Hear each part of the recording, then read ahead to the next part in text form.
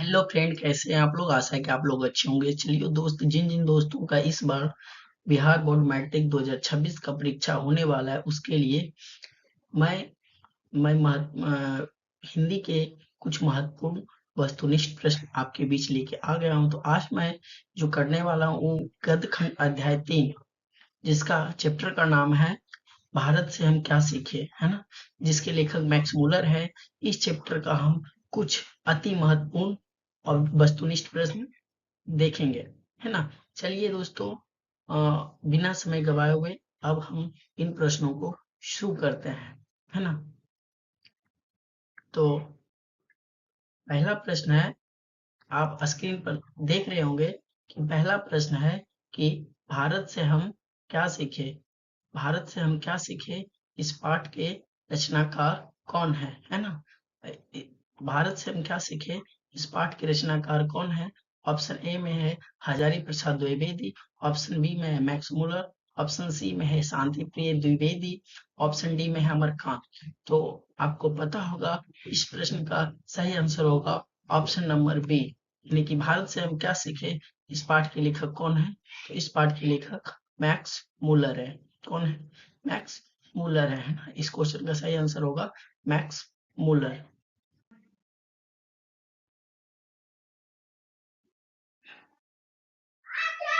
तो आपको ये प्रश्न समझ में आ रहे होंगे, आशा है कि पूर्ण नहीं पूर्ण विश्वास है।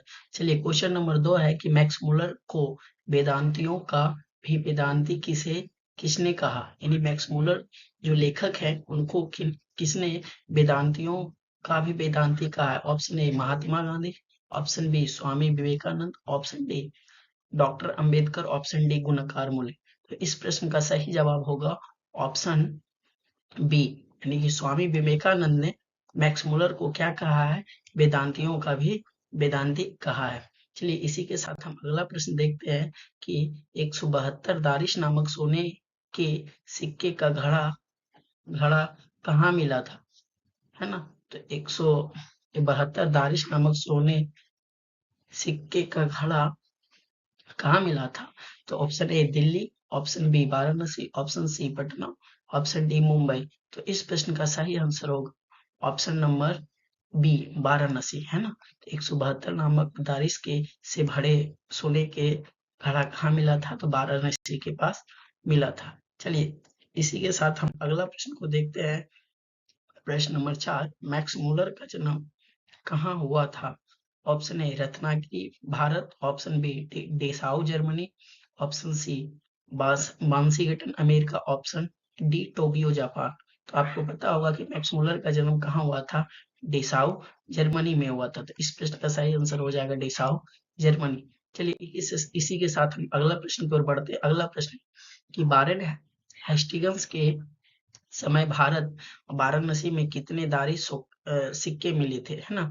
यानी कि किसके समय सोने के सिक्के मिले थे, तो वारेन हेस्टिंग्स के समय मिले थे। और ये सोने के सिक्के कहाँ मिले थे, तो वाराणसी में मिले थे।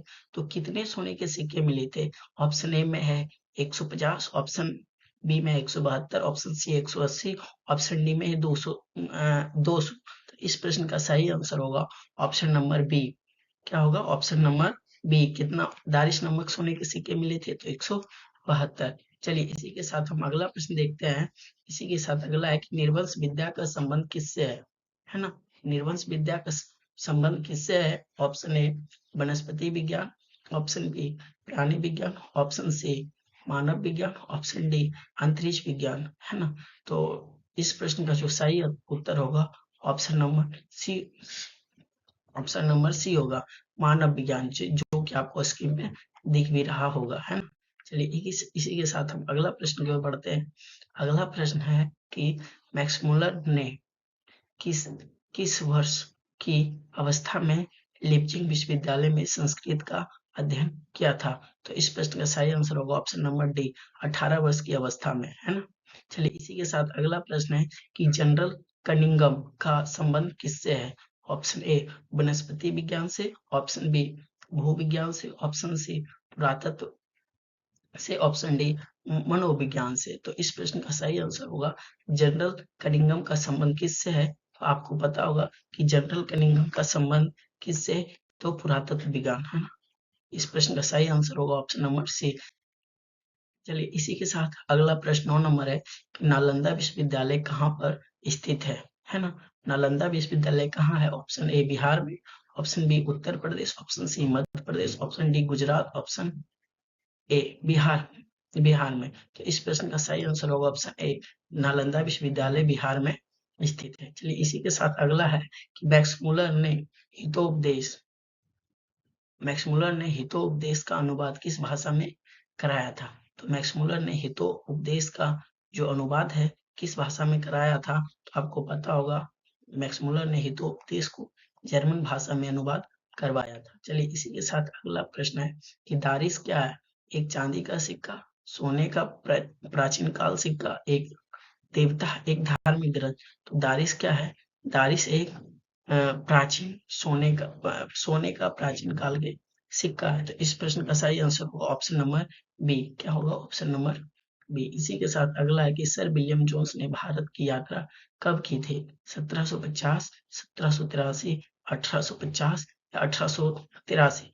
तो इस प्रश्न का सही आंसर होगा 1883। सर विलियम जोन्स ने भारत की यात्रा कब की? 1883 में। चलिए इसी के तो चलिए 13 नंबर प्रश्न देखेंगे कि मैक्स मुलर के अनुसार सच्चे भारत के दर्शन कहाँ हो सकते हैं?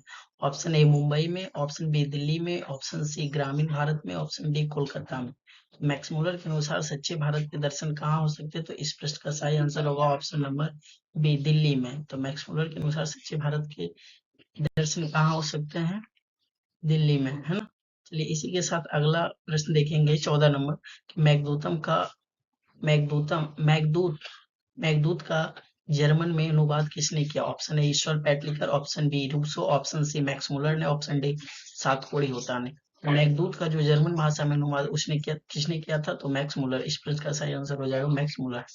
चलिए इसके साथ हम अगला प्रश्न देखते हैं कट और केन उपनिषद का अनुवाद मैक्स मुलर ने किस भाषा में किया था? कट और केन का अनुवाद मैक्स मुलर ने किस भाषा में किया था?